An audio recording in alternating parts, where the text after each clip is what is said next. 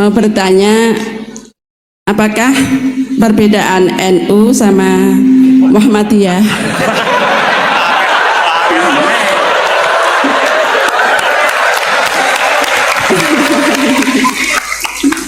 Tadi kan dijabarkan, terus dalam sholat subuh itu kan ada yang pakai doa kunut, ada yang enggak. Tolong jabarkan. Wassalamualaikum warahmatullahi wabarakatuh. Waalaikumsalam. Langsung saja mungkin untuk pertanyaannya, di yaumil akhir nanti kan ada yang namanya yaumil mizan, itu pertimbangan gitu kan. Nah itu bagaimana kalau timbangannya itu sama, artinya seimbang. Apakah itu nanti akan berada di tengah-tengah antara surga dan neraka atau seperti apa? Kemudian yang kedua itu terkait dengan perbuatan buruk ke orang lain. Ketika kita berbuat buruk ke orang lain itu kan kita istilahnya zolim kepada orang lain. Tapi di lain sisi itu secara zahir kan seperti itu. Tapi di lain sisi di akhirat itu kan kalau secara pahala kita itu membantu orang lain mendapatkan pahala. Nah.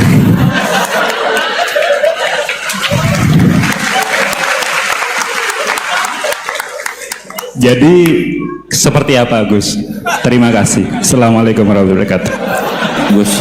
Dan juga yang terakhir, kalau boleh saya izin bersalaman boleh Gus. Kesempatan. Oke, Assalamualaikum warahmatullahi wabarakatuh.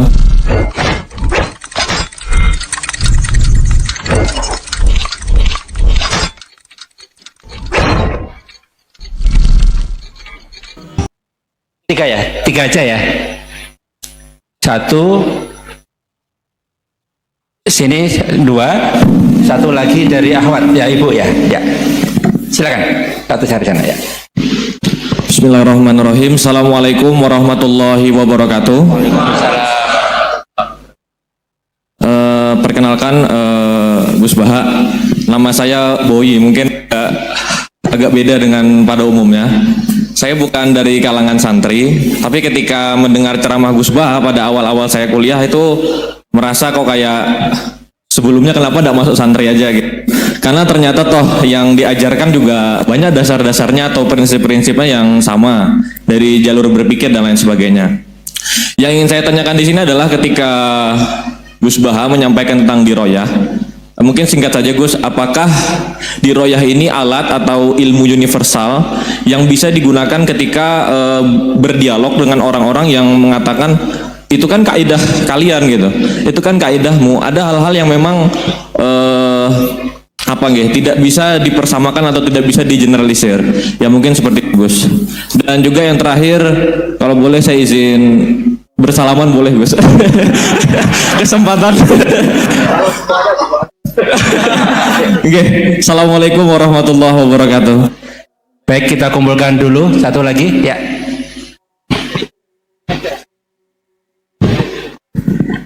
Cek.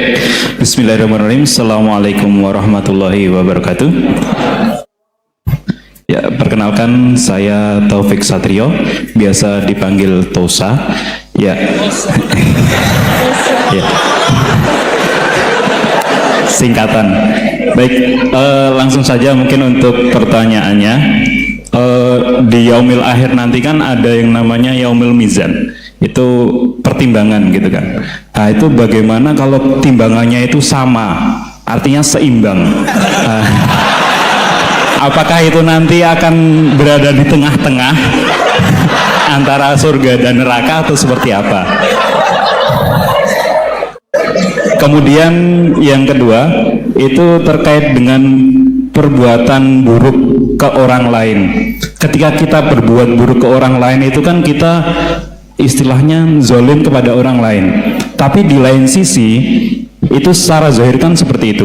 Tapi di lain sisi di akhirat itu kan kalau secara pahala kita itu membantu orang lain mendapatkan pahala.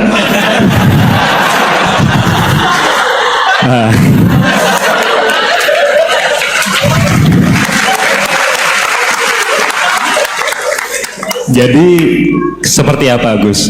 Terima kasih. Assalamualaikum warahmatullahi wabarakatuh. Terima kasih Mas Tosa ya. Silakan Ibu ya. Assalamualaikum warahmatullahi wabarakatuh. Perkenalkan saya Nazula Hasanah. Mau bertanya, apakah perbedaan NU sama Muhammadiyah?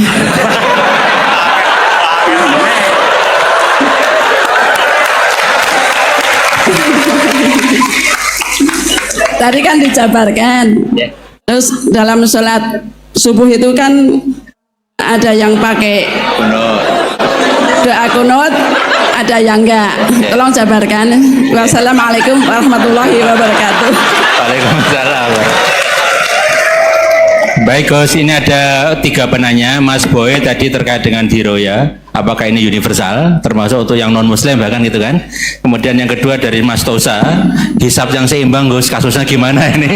Yang kedua terkait dengan kalau berbuat buruk kan membuat pahala untuk yang bersangkutan itu ya. Seperti orang puasa dikasih minum gitu kan ya. Ya. Terus kemudian Bu Hasanah, ini beda antara NU dan MU, kira-kira itu ya. Silakan Gus ya.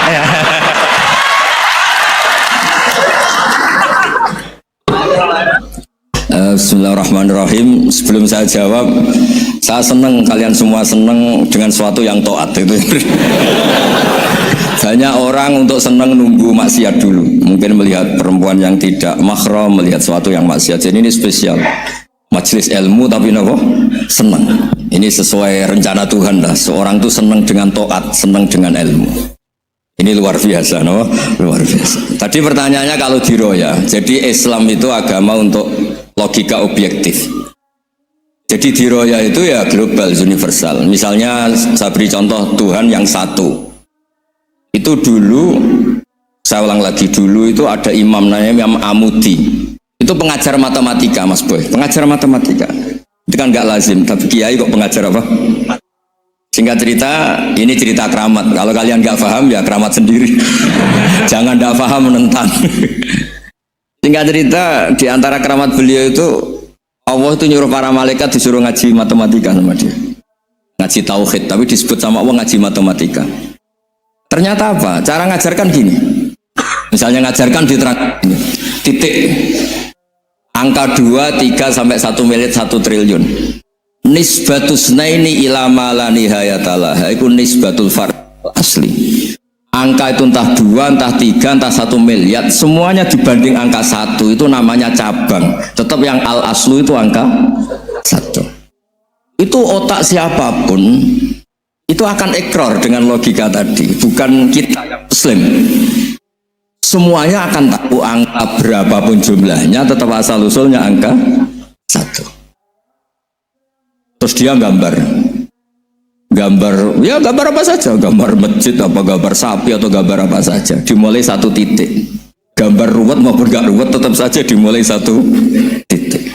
Nuktotul wujud. Jika kalau zaman saya ngaji, Pak Rektor ngaji dulu diterangkan semua makna Quran ada di Fatihah, Fatihah ada di Bismillah ya, Bismillah itu ada di titiknya, titiknya bak. Lah kenapa ini hebatnya Quran? Kenapa dimulai dari 1 titik? Untuk maklumatkan semua alam raya ini dimulai dari 1 titik, yaitu wujud Allah. Logika seperti itu kan orang nggak terima gimana? Mbok gambar seruat apapun dimulai dari mana coba? 1 titik. Angka sebesar apapun dimulai dari angka apa? 1. Jadi diroyah itu ya universal gitu maksudnya. Ya gitu Mas Boy ya. Jadi diroyah itu universal. Ya soal ada yang belum dapat hidayah apa itu nomor 2, tapi logika yang dibangun Islam itu. Terus pertanyaan kedua apa? Draw tadi. Bisa. Kamu ingin draw? Ini kasih nih, nggak pernah ngaji Quran itu. Di antara yang diterangkan Quran detail itu Ashabul A'raf apa? Ashabul A'raf, orang yang baiknya sama buruknya itu imbang. Itu sudah disediakan nanti di surga itu ada pagar. Kamu ingin di situ? Pagar pembatas apa? agar pembatas. Di surga ndak, neraka ndak. Jadi kejadian surga dan neraka itu gini, tak terangin ya. Jadi kira-kira gini, kan hisab itu hanya rubu'un nahar, sekitar 2 jam setengah selesai. Jadi satu dunia ini dihisab Allah, hanya Allah butuh waktu 2,5 jam rubu'un nahar. Kenapa gitu Pak Rektor? Karena semuanya datang ini sudah terindikasi dan itu sudah jelas. Misalnya orang yang soleh banget, wajahnya bersinar, bahkan semua tubuhnya bersinar. Yas'anuruhum baina aidihim. Yang pas-pasan, ya sinarnya pas-pasan. Sehingga nanti yang punya sinar cukup di kanan. Yang kelip-kelip agak ini, yang rawan kesaruk ini, yang gelap gulita langsung di kiri. Nah itu terus faduri babenahum bisuril lahubab. Terus Allah langsung bikin pagar. Nah yang rawan kesaruk pagernya yang kelip-kelip tadi, yang temangsang ini, karena yang jelas hitam di kiri, yang jelas putih kanan, yang abu-abu ini sama malaikat digaruk saja. Nah terus temangsang di Araf itu. Nah, terus setelah dipagar ini dia punya kegiatan. Kalau melihat neraka bilang Rabbana srif anna adzabal jahannam. Kalau melihat surga, ya Allah, ma kuntu asqa khalqik. Saya ini hamba Engkau yang tidak paling sial dan Kau Maha Rahman. Tolong saya jangan dihadapkan ke neraka lagi. Karena itu menyiksa. Sabar. Wa akhraqaka. Ya, ketika melihat neraka itu dia komentar, ya Allah, neraka ini begitu merusak wajah saya. Hawa panasnya itu sudah menghancurkan semua, baunya juga agak enak. Saya minta saya dihadapkan ke surga bersama Allah. Tapi kamu tidak minta lagi kan? Tidak, saya hanya minta itu tok. Gitu. Nah ini saya pandu, kalau kamu ngalami tak pandu. Kalau kamu ngalami tak pandu. Sama Allah terus diberi janji supaya tidak minta yang lain. Tidak, saya tidak akan minta lagi. Terus melihat surga. Nah, di surga melihat orang kayak gitu kan, di surga nanti kalian kan hura-hura semua.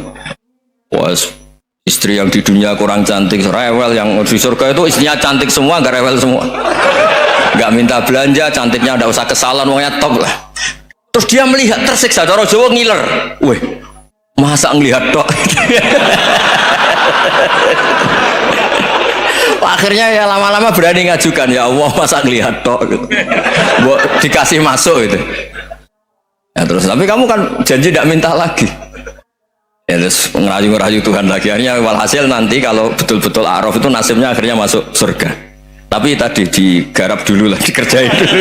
Itu lama sekali perjalanannya, memang lama sekali. Nah soal orang membunuh itu apa contohnya tadi?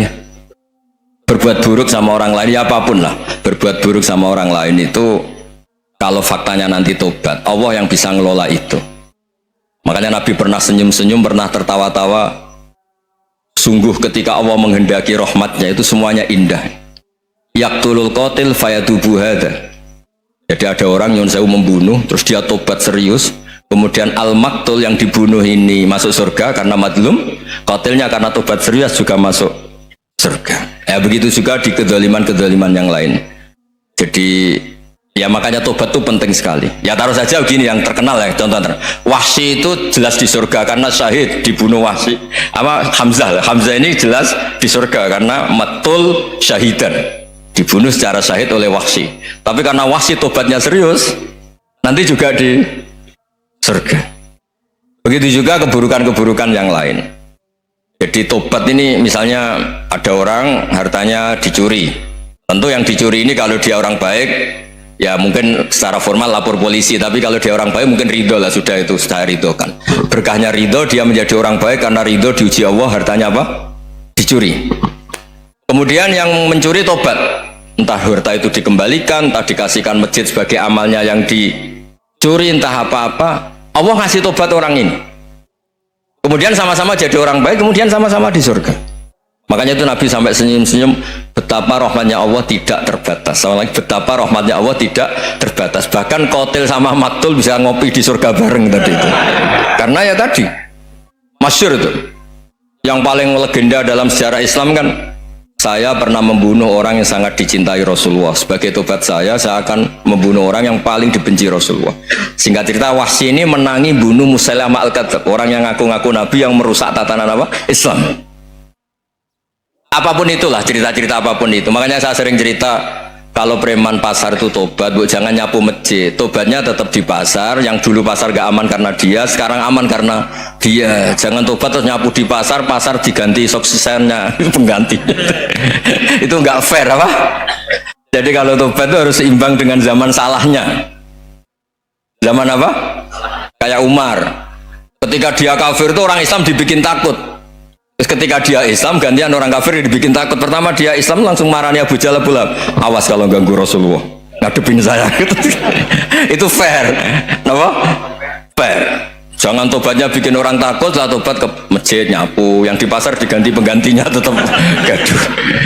Gak boleh, harusnya kalau lama bikin pasar takut, ya sekarang lama bikin pasar apa? Aman. Itu tobat yang apa? Seimbang. Ya kira-kira gitu ya. Nanti tak mandu kalau sudah di Arab.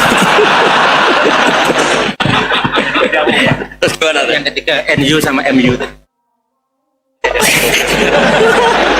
Satu itu beda seragamnya dan logonya.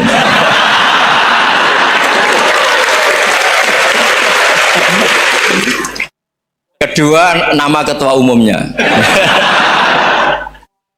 Ketiga tanggal acara besarnya. Muktamar Muhammadiyah dan NU itu beda. Sudah beda satu abadnya. Tentu dulu Muhammadiyah. Tapi begini ya, perbedaan itu nggak bisa dihindari karena tadi ada sudut pandang apa? Ada sudut pandang itu nggak bisa dihindari. Ini cerita yang nyata ya. Saya ulang lagi, senyata-nyatanya. Andaikan betul Rasulullah itu hanya kunut 1-2 kali, maka kalau menurut mazhab Syafi'i, apa salahnya melakukan sunnah terus-menerus meskipun Nabi itu melakukan hanya beberapa kali? Karena pertama sesuatu yang pernah dilakukan Nabi pasti akan menjadi sunnah yang terus-menerus. Nabi itu puasa Senin Kamis juga tidak selalu. Salah kalau ada orang bilang Nabi malah takut kalau ibadah sunat dilakukan terus-menerus karena nanti takut dikira wajib. Itu masyhur dalam kaidah usul fikih. Tapi yang tidak kunut juga ada salah karena ya tadi Nabi ya pernah kunut, Nabi juga pernah tidak kunut karena Nabinya orang banyak. Kan bukan Nabi kelompok tertentu, no? Jadi sederhana. Terus menyangkut ini dengerin betul sujud. Sujud itu banyak ulama yang mengatakan untuk sah itu harus melibatkan 7 anggota. Umirtu an asjuda ala sab'ati azumin al jabha wal yaden warubaten wal qadamen. Saya diperintahkan sujud itu melibatkan 7 anggota, yaitu jabha, yaden 2 tangan, 2 lutut, terus 2 qadamen. Tapi Imam Syafi'i ngendikan, andaikan ada pendapat yang mengatakan ukurannya cukup jabha, maka itu juga benar. Karena Nabi ketika sujud ngendikan sajadalaka wajhi wa sam'i wa basori. Ya Allah telah sujud ke engkau wajah saya, jabha saya. Nabi tidak menyebut tangan, tidak menyebut rubaten, tidak menyebut qadamen. Ini wajah dua wajah, ukurannya itu hanya jabha. Itu kayak iya kayak enggak. Nah hal-hal seperti itu yang menjadikan ada ijtihad. Ijtihad itu satu pemikiran yang cara sudut pandang itu kayak iya kayak enggak. Nah itu terus ada al-madhaibul arba'ah. Terus ketika implementasi di Indonesia, dulu Mbah Ahmad Dahlan juga ngaji Mbah Soleh Darat, Mbah Hasyim Asy'ari juga ngaji Mbah Soleh Darat. Ketika di Mekah sama-sama ngaji Syekh Khotib Minangkabau, sama-sama ngaji Syekh Mahfud Termas. Jadi ya kalau di keluarga kita itu ya biasa aja, perbedaan-perbedaan itu selama masih ilmiah dianggap biasa aja. Karena memang ngelola sudut pandang itu nggak bisa ditertibkan. Nabi Yahya itu suka berkawan orang soleh, karena berkawan orang soleh itu enak ya. Tapi kalau Nabi Isa suka dadani desa-desa tertinggal yang masih macem-macem. Ketika ditanya, kenapa engkau suka berkawan orang-orang gitu? Ana tabibun udawil mardo. Di mana-mana kiai itu ya nyembuhkan yang sakit. Jadi kalau dakwah yang sudah iman tuh akeh tunggali gitu. Tapi dakwah gitu kan tantangan. Itu sudut pandang. Ada nabi itu yang tertawa terus guyon terus. Yang satu murung terus. Ya sama Nabi Isa dan Yahya kan satu angkatan. Mali aroka dohikan fakaan nama tak manumin makrillah. Kamu kok tertawa-tawa terus seakan-akan nggak ada adab saja. Yang satu tanya, mali aroka abisan kaan nakata kenatumir rahmatillah. Wong kok murung terus, kayak dunia orang rahmat deh. Nah anda ini orang hebat. Guyu banter ya iso, nangis banter ya iso. Nah, itu sudah orang kombinasi itu. Isa ya mau, ya mau, Muhammadiyah ya gelem, NU ya gelem. Ya maksudnya sudah biasa aja.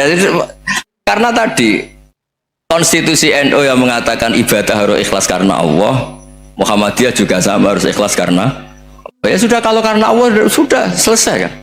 Yang menjadi masalah itu kan identitas untuk hadun nafsi, untuk diri sendiri. Kalau kita ikhlas, masalahnya apa coba? Coba masalahnya apa coba? Imam Syafi'i pernah di Masjid Abu Hanifah yang tidak kunut, beliau enggak kunut. Ketika tanya, lima ada tarok tal kunut, ikroman di hadal madhab, saya menghormati madhab ini. Jadi ya biasa. Sebaliknya juga sama, orang-orang Hanafi kalau Imam Syafi'i kunut ya ikut kunut. Karena kalaupun Anda yakin itu tidak disyariatkan, kamu juga yakin itu tidak membatalkan apa? Sholat. Itu yang perlu dicatat. Kalau Anda tidak yakin sunat, kan tidak yakin kalau itu membatalkan sholat. Jadi sebetulnya kalau dianalisis secara keilmuan itu ya semuanya normal. Karena tadi Rasulullah itu al-Bahrul Muhit, Nabi itu lautan yang luas sekali. Orang akan mengambil air sesuai kapasitas masing-masing dan akan merasakan kualitas air juga sesuai kapasitas masing-masing. Orang yang sangat haus melihat air seteguk ini luar biasa. Tapi yang tidak haus mungkin melihat itu biasa-biasa saja. Jadi makanya saya mohonlah, sudahlah itu biasa saja, apalagi secara sanad ya sama, secara tradisi sama. Ya soal perbedaan harus dengan NU, antara Muhammadiyah juga biasa beda. Mungkin di UI antar rektorat juga beda-beda. Yang satu suka dekat rektor, yang satu suka enggak. Monggo asal itu niatnya ikhlas. Terakhir saya beri cerita, ada sahabat ditanya, sifli wajah Rasulillah, coba tolong saya ceritakan wajahnya Nabi kayak apa. Sahabat tuh nangis senangis-nangisnya.